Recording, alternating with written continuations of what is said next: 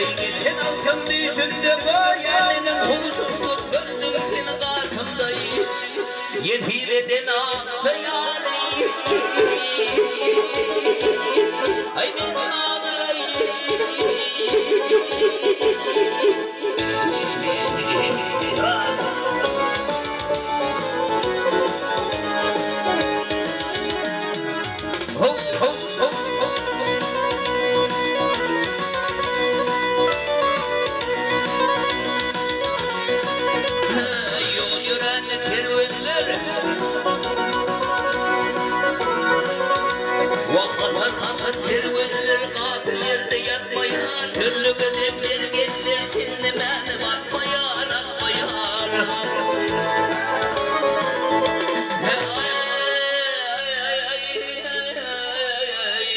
Vakmet başından ötür din başından ötme yâre. Ey zalimini fidaya yâr bana men hudaya ömrüm geçirdim dayayı. Sana diyen akça yâre. Ey men ağlayı.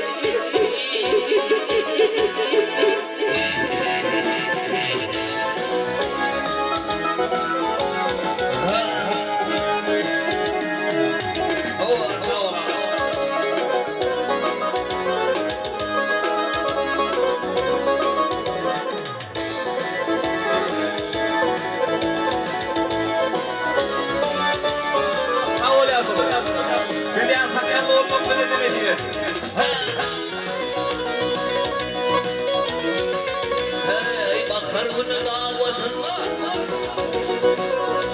Hey bakar günü davasında dimmet bulutlar bulut oynab yıllarımın çakısını çalıyıptır.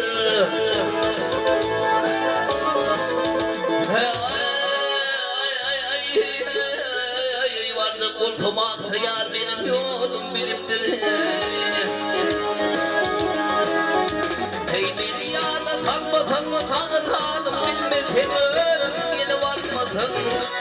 Bara bilmin akça yareyi. Hey men ağlayı.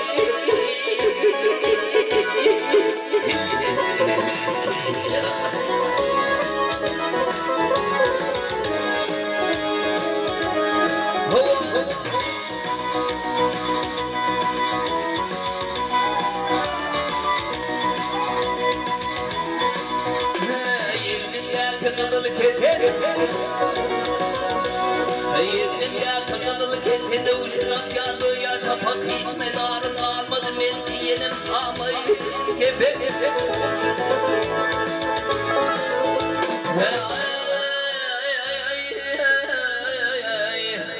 Vakt altı yağlatı oldum benim bir dar yüpek. Hey gelip oturup yanılıp hem çeşinip iki tane inişli. Yaşasalı ya